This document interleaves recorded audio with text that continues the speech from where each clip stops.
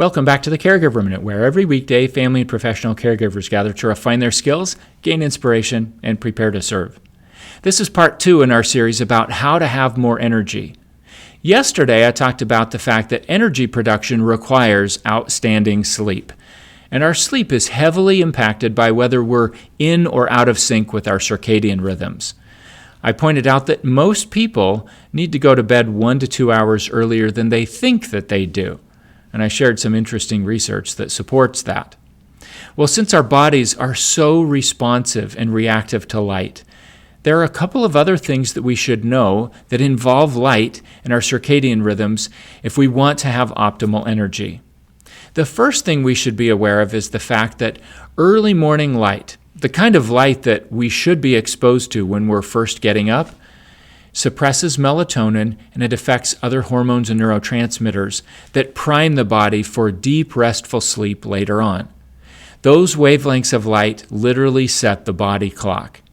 Unfortunately, many people are chronically deprived of those wavelengths, either because they live in a really overcast area or they're in such northern latitudes that the sun comes up late enough that their day is already long since started, especially in the winter months.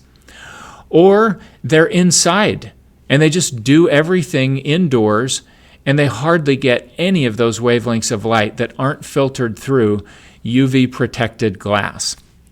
It's extremely valuable for our circadian rhythms to get out for about 30 minutes in the morning and soak in some of those blue wavelengths of light.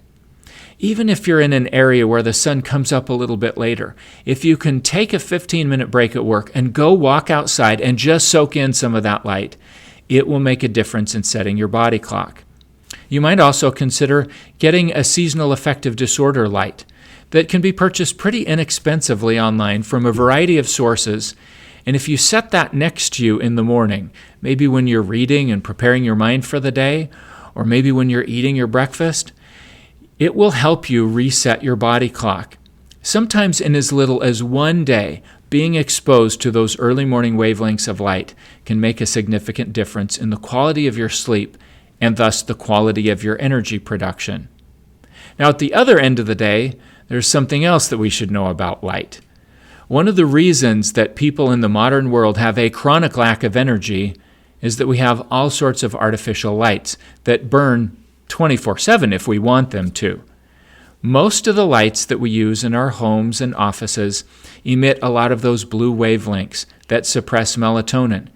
And if we don't have good melatonin production, it affects a lot of other neurotransmitters and hormones, and we are not hormonally primed to have really effective sleep.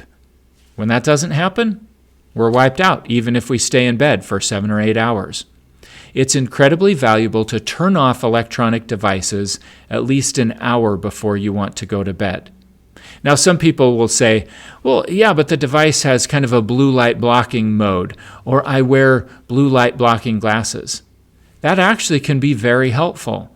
But there's some research that suggests that green wavelengths of light can also be a factor.